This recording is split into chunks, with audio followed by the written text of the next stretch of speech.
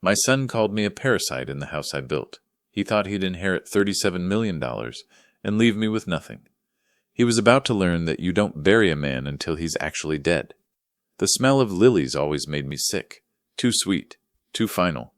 I stood in the back of the funeral home, watching my son, Daniel. He wore a suit that probably cost more than my car.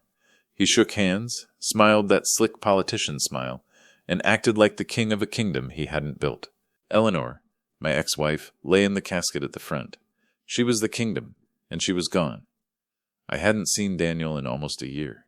He was always busy making money, busy climbing the ladder, busy forgetting where he came from. I looked down at my own suit. It was old, a little tight around the shoulders. I felt like a stranger, an intruder at my own ex-wife's funeral. We were divorced for 10 years. Yes, but we were married for 20. 20 years don't just disappear. Or maybe they do. I just didn't know the war was about to start. If you're watching this, subscribe and let me know where you're watching from. Let me back up and tell you how a funeral turned into a battlefield. It started when the service ended. The music faded. People started shuffling toward the exit, whispering condolences that meant nothing. I knew I had to talk to him. I walked towards Daniel. I needed to connect just for a second, to remember the woman we both loved, even if the love had changed. He was talking to some wealthy investors, Eleanor's crowd. He saw me coming, but he didn't acknowledge me. He kept talking, laughing loudly at something one of them said. A fake laugh. I waited, patiently, like I always did. Finally, they moved away. It was just me and him, and Eleanor in the box. The air between us was thick, heavy. I reached out, touched his shoulder. Just a light touch. "Daniel," I said. My voice was rough, heavy with grief. I hadn't let out yet. The service was beautiful. Your mother would have been proud. It was a simple thing to say, an olive branch, a peace offering in the middle of a cold war. I didn't even know we were fighting. He flinched. He actually flinched and pulled away like my hand was fire. He turned around slowly. His eyes were cold, hard chips of blue ice, the same eyes as his mother, but without the warmth. "Proud of what, Dad?" he spat. He used the word dad like an insult, like a curse. "Proud that I managed a decent funeral for the woman you abandoned." The words hit me like a physical blow. The air left my lungs. Abandoned? Is that the story he told himself? "Daniel, that's not fair," I managed to say. The room felt suddenly too hot. The lilies seemed to be choking me. "You know why we separated. It was mutual. It was complicated." He laughed. It was an ugly sound, sharp and short. People turned to look. I felt my face flush with shame. He was making a scene. He wanted them to see. "Oh, I know," he said, his voice rising. He reached up and adjusted his expensive silver cufflinks. A nervous tick. He always did that when he was about to twist the knife. "I know exactly why. You couldn't handle her success. She outgrew you. She was richer than you, smarter than you, stronger than you. So you left." That wasn't the truth. Eleanor and I grew apart. Her ambition consumed her. It consumed us. We became strangers living in the same house. The divorce was painful, but necessary. But Daniel had his version of history, and he was clinging to it like a life raft. He leaned in close. I could smell his expensive cologne. It smelled like greed. "Don't worry, Dad," he whispered, his voice dripping with venom. "I won't make your mistakes." Then came the declaration of war. "I'm going to inherit everything," he said, his voice low but clear. He wanted me to hear every word. $37 million. The company, the houses, all of it. He smiled, a thin, cruel smile that didn't reach his eyes. "And you won't get a dime. You divorced her. You deserve nothing." He turned and walked away. Just like that, leaving me alone by the casket. The weight of his words hit me harder than any punch. My son, the boy I taught to ride a bike, the boy I held when he had nightmares, had just declared me the enemy, and he was enjoying it. I stood there for a long time, staring at the casket. I thought I came here for closure. I found a new wound instead, a deeper one. The next few weeks were a blur. Grief is a heavy coat. It makes it hard to move, hard to breathe. I stayed in my small apartment, the silence screaming at me. I thought the grief was the hardest part. I was wrong. The hardest part was the erasure. Daniel didn't grieve. He moved fast. He started small, Subtle attacks designed to remind me I was nobody. He wanted to erase me from Eleanor's life, from his life. And he almost succeeded. It started with the house. Eleanor's house. The home we shared for 20 years. The place where Daniel took his first steps. I drove by one afternoon, about a week after the funeral. I still had a key. I told myself I just wanted to walk through the rooms, to remember, to breathe the air that might still hold her scent. Maybe find some comfort in the memories that lingered within those walls. I walked inside. The silence was loud, deafening, but something was wrong. The house felt different, cold, empty. The walls felt stripped bare. I walked into the living room. The mantelpiece above the fireplace was empty. That's where we kept the family photos. Our wedding day, Daniel's graduation, vacations at the lake. All gone. Vanished. A voice came from the hallway, sharp, accusatory. "What are you doing here?" It was Daniel. He stood there, holding a clipboard, looking annoyed, like I was a salesman interrupting his day. "I was just looking," I said. My voice sounded weak, even to my own ears. "Looking for what?" he asked, tapping his pen on the clipboard. Tap, tap, tap, like a judge's gavel, condemning me. "The photographs, Daniel. Where are the family photos?" My voice trembled slightly. I couldn't hide the emotion. He didn't even look up. He just made a note on his clipboard. "I had them taken down." "Taken down? All of them? Why?" "They were cluttering the place," he said flatly. His tone was dismissive. Cold, clutter. The word hung in the air. Heavy, ugly. "Clutter?" I repeated. "Daniel, those are our memories, our life." He sighed, exasperated. "We need to stage the house for sale, Dad. Buyers want to imagine their own lives here, not yours." He looked up then, his eyes meeting mine. There was no empathy, no recognition, just cold calculation. I stood there staring at the empty mantel. The silence stretched between us. Cold and vast. He didn't care. He really didn't care. I swallowed hard. The anger was starting to burn, a slow ember in my chest. I wasn't going to let him see me break. Not here, not now. I said nothing. What could I say? It wasn't my house anymore. I turned and walked out. The door clicked shut behind me. It felt final, like a coffin sealing. But that wasn't the worst part. Next it was the car. Eleanor had a 1967 Mustang. Cherry red. We found it resting in an old barn 25 years ago. We spent years restoring it. Weekend after weekend, grease under our nails, laughing as we tried to figure out the wiring. It wasn't just a car. It was a time capsule. A piece of our shared history. The best part of our history. I called Daniel a few days later. I had to try. I wanted the Mustang. It was the only thing I wanted. The money didn't matter. The house didn't matter.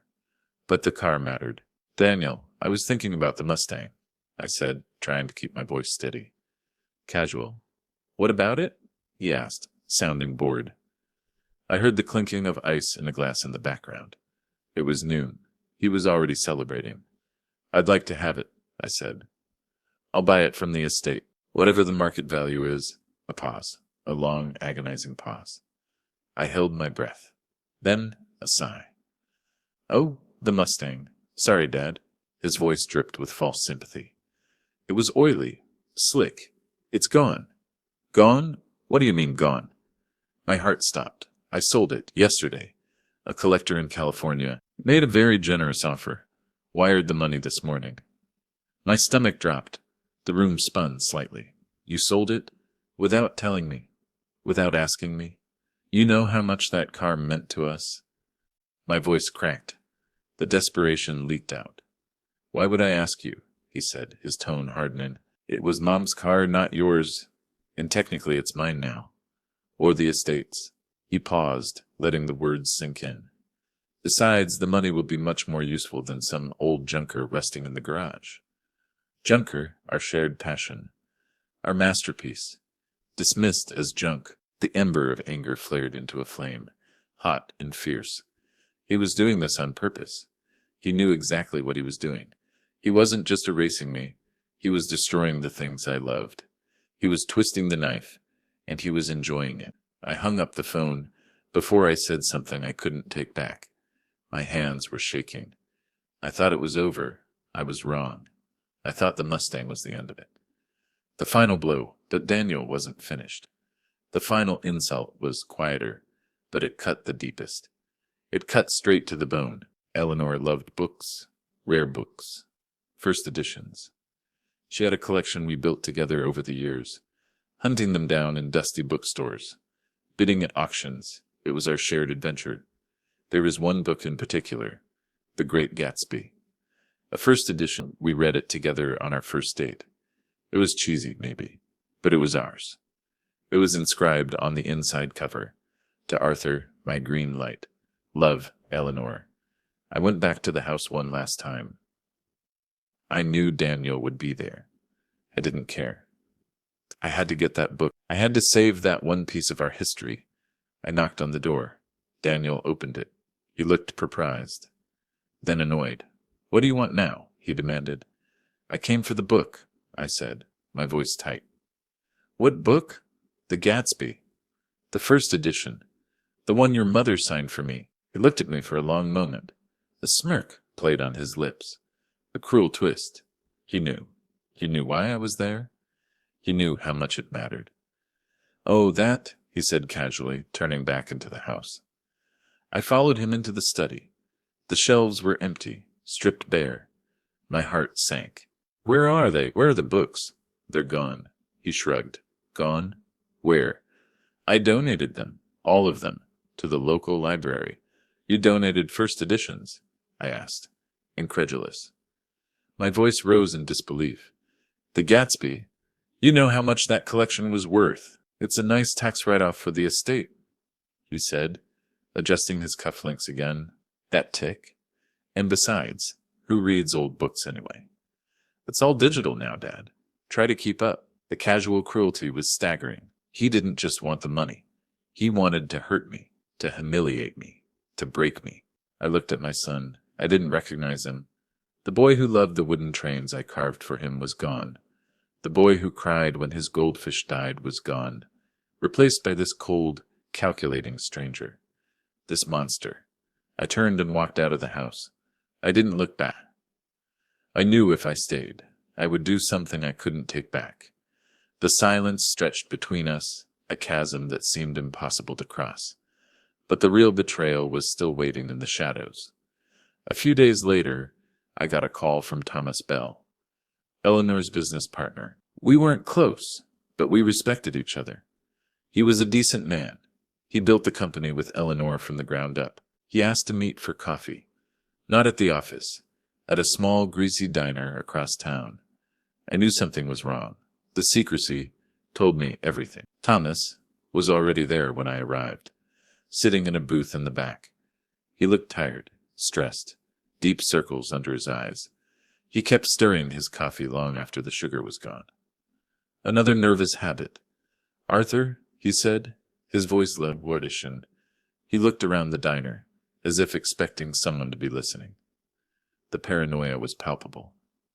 "I need to warn you." "Warn me about what, Thomas? What else can he possibly do?" "It's Daniel. He's moving fast. Faster than I expected.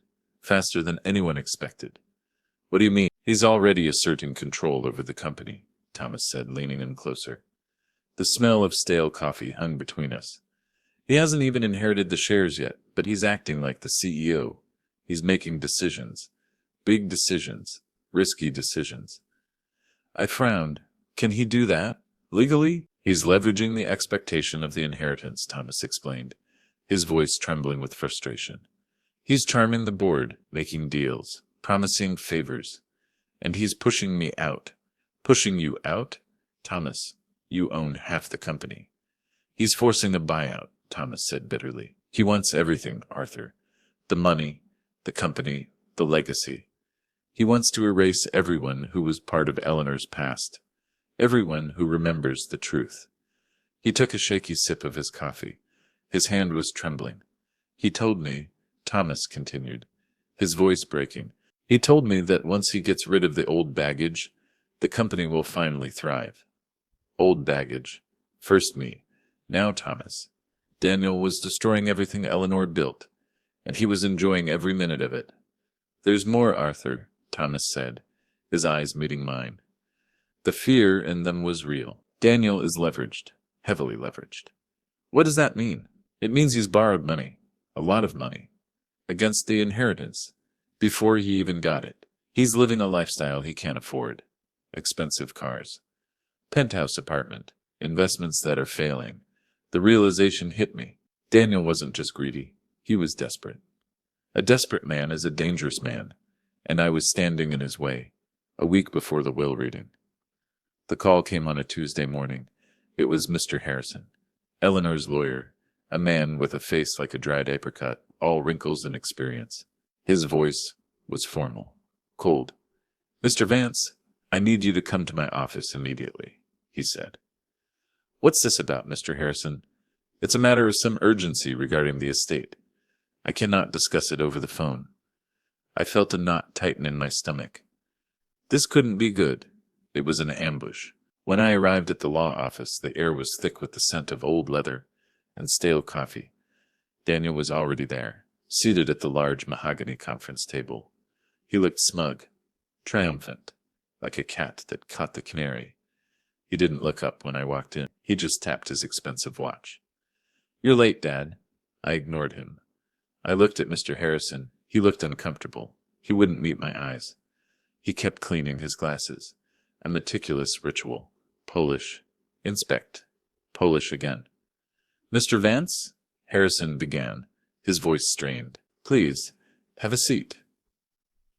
I sat down opposite Daniel. The tension in the room was thick enough to cut with a knife. Daniel has raised some serious concerns, Mr. Harrison continued, avoiding my gaze, about your involvement in Eleanor's affairs and your recent behavior. I frowned. What concerns? I have no involvement. And what behavior? Daniel leaned forward. His eyes gleamed with malice.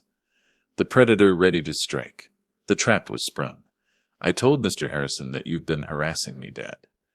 Daniel said, his voice dripping with fake distress. Harassing you? I was stunned. When? How? You've been calling constantly, demanding money, threatening me, trying to manipulate me into giving you a share of the inheritance before the reading. I stared at him, stunned into silence. The audacity of the lie was breathtaking. That's a lie, Daniel. A complete lie? I asked for a book and a car. That's it? It gets worse, Daniel continued, shaking his head sadly. He adjusted his cufflinks again. Lying, he even tried to break into Mom's house. The other day when I was there, he just barged in. I felt threatened. I had to change the locks. I remembered the day I went for the photos. I used my key. I didn't break in. He had twisted everything, painted me as a desperate, greedy intruder. A criminal. A knock on the door. My blood ran cold. I knew what was coming next. A man in a uniform walked in. Detective Miller. Broad shoulders, tired eyes, a toothpick sticking out of the corner of his mouth. He looked at me like I was something he scraped off his shoe. Arthur Vance? Detective Miller asked, chewing the toothpick. Yes, that's me. I understand there's been some trouble, the detective said, his voice gravelly. Mr. Vance here, he nodded at Daniel, claims you've been threatening him. Trespassing, harassing him over money. I wasn't harassing anyone, I said, trying to keep my voice steady. The panic was rising in my chest. My son is lying. He's trying to cut me out of the estate. Detective Miller snorted. They all say that. Look, Mr. Vance, I've seen this before. Grief makes people do desperate things, especially when there's money involved. You didn't believe me. No one did. Daniel had painted a picture, and everyone bought it. I was the villain in my own story. Mr. Vance, Mr. Harrison interjected, his tone formal, cold. Given the circumstances, the evidence provided by Daniel, and the police report filed by Detective Miller, Daniel has taken legal action. He slid a document across the table. I picked it up. My hands were shaking. What is this? It's a temporary restraining order, Arthur Harrison said quietly. A restraining order. My own son, treating me like a common thug. A threat. The betrayal was a knife to the heart, a deep, agonizing wound. I looked at Daniel. I searched for remorse, for some flicker of the boy I raised. There was nothing, only cold, calculated ambition. He looked satisfied. He had won. "Stay away from your son, Mr. Vance," Detective Miller warned, pointing the toothpick at me. "Stay away from the house. Violate this order, and you go to jail. Simple as that." I walked out of the office. The world felt tilted, off balance. I realized then that I was truly alone. The family I thought I had was shattered, and I was left standing in the wreckage, cornered, broken. The restraining order landed on my coffee table like a dead bird. A legal document that formalized my failure as a father, a physical manifestation of my isolation. I retreated.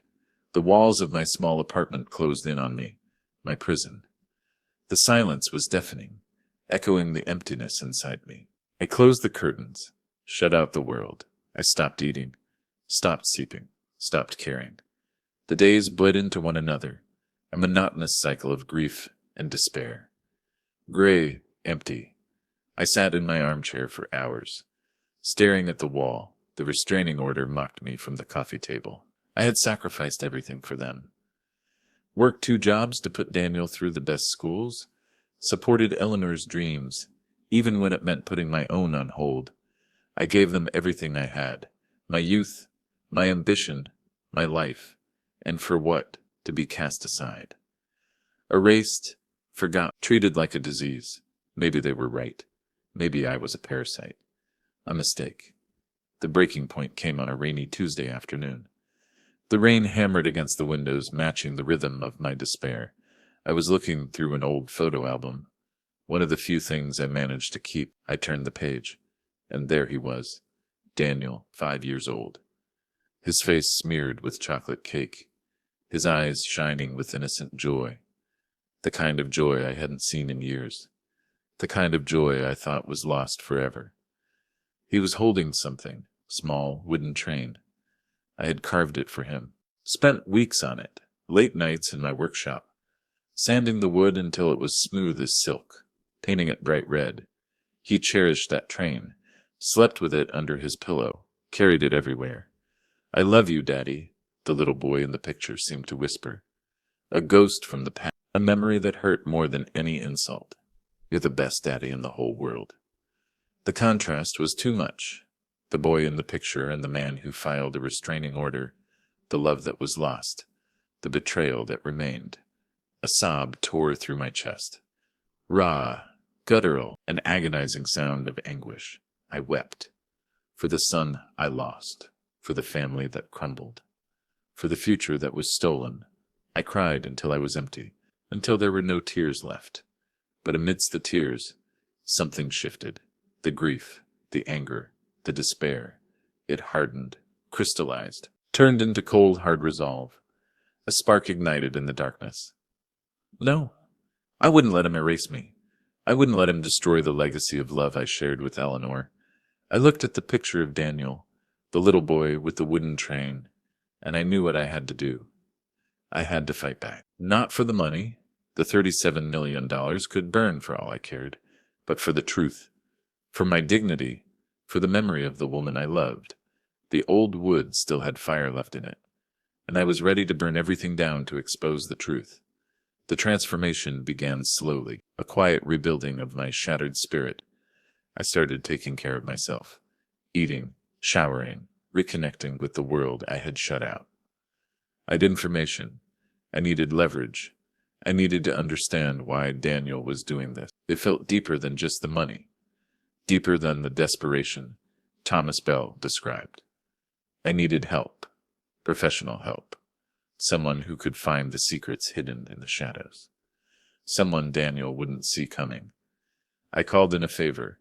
An old friend recommended a private investigator, Maria Sanchez. Sharp, relentless, expensive. I didn't have much money, but I had enough. I was investing in the truth. I met Maria in her office. It was small, cluttered, smelling of strong coffee and skepticism. She was a woman with sharp eyes and a cynical smile. She looked me over, assessing me. "Mr. Vance, she said, sipping her black coffee. Tell me why I should take your case. I don't do domestic disputes. This isn't a domestic dispute, I said, my voice firm. It's a heist. My son is trying to steal $37 million, and he's using lies and manipulation to do it. I told her everything. The funeral, the Mustang, the restraining order, Thomas Bell's warning about Daniel's debt. Maria listened patiently, taking notes, asking probing questions. He's desperate, she concluded. Desperate men make mistakes. We just need to find them. She agreed to take the case. Her retainer wiped out most of my savings.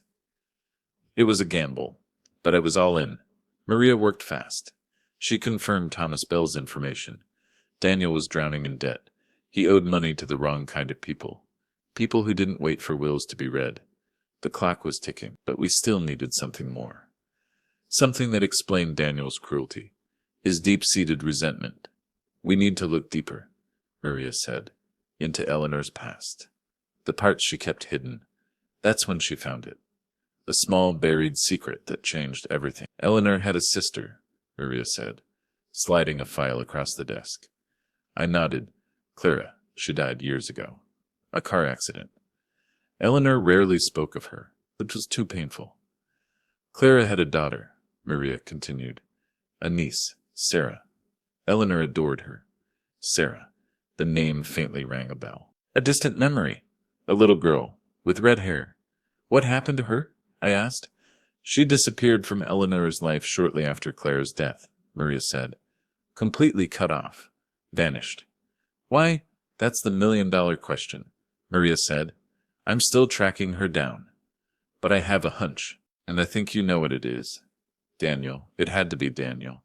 The pattern, the manipulation, the control. It started long before the divorce. I needed proof. I needed witnesses. I remembered the house next door to Eleanor's. Mrs. Gable, an elderly woman who had lived there for 40 years.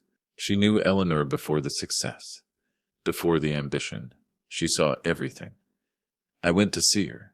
The restraining order meant I couldn't be near the house if Daniel was there. But Maria confirmed he was at the office, playing CEO.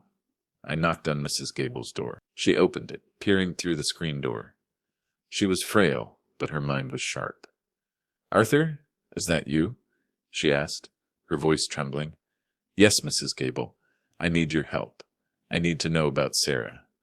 She hesitated. She wrung her hands nervously, looked over her shoulder towards Eleanor's house. Fearful, Daniel, he told me not to talk to you, she whispered. He threatened me, told me he would have me evicted if I interfered. My own son, bullying an old woman into silence. The rage burned in my chest. I won't let him hurt you, Mrs. Gable, I promised her. But I need the truth. For Eleanor. She opened the door. The house smelled of lavender and old secrets. Eleanor loved that little girl, Mrs. Gable said, sitting in her armchair, her eyes distant, lost in the past. Sarah was the light of her life after Clara died. What happened? Daniel. He was jealous. Always jealous. He saw Sarah as a rival, for Eleanor's affection, for the inheritance. My blood ran cold. The depth of his cruelty was staggering. When Clara died, Mrs. Gable continued, her voice trembling with emotion, Daniel made sure Sarah was cut off. He told Eleanor terrible things, that Sarah blamed her for the accident, that Sarah hated her, that Sarah only wanted money. But that wasn't true. No. The girl was heartbroken. She just wanted her aunt. She needed her. Then came the deeper betrayal, the hidden truth that shattered everything I thought I knew. I saw him, Mrs. Gable whispered, leaning in close. Her voice dropped to a conspiratorial whisper. I saw Daniel intercepting letters, hiding mail from Sarah. Eleanor would wait by the mailbox every day, waiting for a letter that never came. She thought Sarah abandoned her. She was devastated, consumed by grief and guilt. The realization hit me like a punch to the gut. Daniel hadn't just betrayed me. He had betrayed Eleanor. He isolated her in her grief. He used her pain as a weapon. He poisoned the one relationship that could have brought her comfort. All for money. Food. Eleanor ever find out? I asked. My voice choked with emotion. Mrs. Gable nodded slowly, towards the end. When she was sick, the fog cleared. She started questioning things. She realized Daniel was lying. She asked me to find Sarah. My heart leaped. Hope surged through me. Did you find her? Yes, Mrs. Gable said. But it was too late. Eleanor died before she could contact her. Just then, my phone rang. It was Maria. I found her, Arthur, Maria said. Sarah, she's living in a small town, upstate. I have an address. I had the truth. I had the weapon I needed to fight back. The fight was far from over, but for the first time in a long time, I felt a glimmer of hope. A sense of purpose that fueled my determination. If this story is keeping you hooked, drop a like. It means a lot. It was time to find Sarah. It was time to bring the truth into the light. It was time for justice. I drove upstate the next day. The scenery blurred past the window. My mind was racing. The address Maria gave me led to a small bookstore in a quiet town.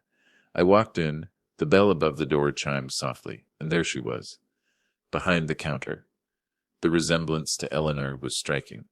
Same fiery red hair, same sharp eyes, same compassionate heart. But she looked wary, guarded. She was twisting a silver locket around her neck. Nervously, Sarah? I asked. She looked up, startled, suspicion in her eyes. Yes? Can I help you? My name is Arthur Vance, I said. I was married to your Aunt Eleanor. Her expression hardened. She took a step back. The pain was raw, visible. I have nothing to say to you, or about Eleanor. She made it clear she wanted nothing to do with me. Please, I said, my voice gentle. I know what happened. I know what Daniel did. I know he lied. She froze. Her eyes searched mine, searching for the truth. Searching for hope.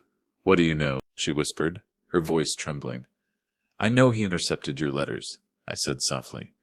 I know he told Eleanor you blamed her for your mother's death. I know he poisoned your relationship. Tears streamed down her face. The dam of grief finally breaking. Years of pain and confusion washing away. I thought she hated me, she sobbed. I wrote so many letters, I called so many names. I thought she abandoned me. She never hated you, Sarah, I said, my voice thick with emotion. She loved you. She tried to find you right at the end. We talked for hours in a small cafe next to the bookstore. She told me about her life, her struggles, her pain, the gaping hole left by Eleanor's absence. I told her about Daniel's manipulation, the restraining order, the desperate attempt to steal the inheritance. The truth finally coming to light. I realized that I was no longer a victim. I was a fighter. I had an ally, and together we were going to reclaim what Daniel had stolen. Not the money, but the truth. Eleanor's legacy. The reading of the will is tomorrow, I told Sarah. Will you come with me? She hesitated, fear flickering in her eyes. I don't know if I can face him. After everything he did. You don't have to do it alone, I said, taking her hand. It was cold, trembling. We'll do it together, for Eleanor. She looked at the locket around her neck. Inside was a picture of Eleanor and Clara. Then she looked at me. Determination replacing the fear. Her eyes blazing with righteous anger. Yes, for Aunt Eleanor. It's time Daniel faced what he did. The day of the will reading redid. The air in Mr. Harrison's office crackled with anticipation. It smelled of old leather, stale coffee, and fear. Daniel's fear. I walked in, my head held high, Sarah by my side. The atmosphere was charged, electric, the calm before the storm. Daniel was already there, seated at the mahogany table. His face paled when he saw us together. The color drained from his cheeks. He looked like he had seen a ghost. The ghost of his conscience. What is she doing here? He hissed, his voice trembling with suppressed rage. He adjusted his cufflinks nervously. That tick again. Then he looked at me, his eyes wide with realization and panic. You violated the restraining order. I'll have you arrested. I'll call Detective Miller. The order prevents harassment. Daniel, I said calmly. My voice resonated with newfound strength. Steady, unwavering. This is a legal proceeding, and she has every right to be here. She's family. Mr. Harrison looked up from his files. He looked at Daniel sternly. Mr. Vance, please sit down. Your father is correct. This meeting supersedes the temporary order. Any further outbursts, and I will have you removed. Daniel sat down, defeated. He knew he had lost control of the situation. The smug arrogance was gone, replaced by a desperate, cornered look. He avoided looking at Sarah. He avoided looking at me. He just stared at the table, his knuckles white as he gripped the arms of his chair. Mr. Harrison cleaned his glasses meticulously. The ritual before the execution. He sat down at the head of the table. He opened the thick folder containing Eleanor's will. He began reading. The legal jargon droned on, detailing Eleanor's assets. The investments, the properties, the $37 million fortune. Daniel tapped his foot impatiently, eager for his payday, eager for the money that would save him from financial ruin. The clock was ticking, loudly in the silent room. Then Mr. Harrison paused. He picked up a separate document, an amendment to the will, dated a few weeks before Eleanor's death. My heart pounded in my chest. This was it, the moment of truth. And now, he continued, his voice taking on a different tone, I come to the matter of the distribution of the estate. Daniel leaned forward. A flicker of triumph in his eyes. He winked at me.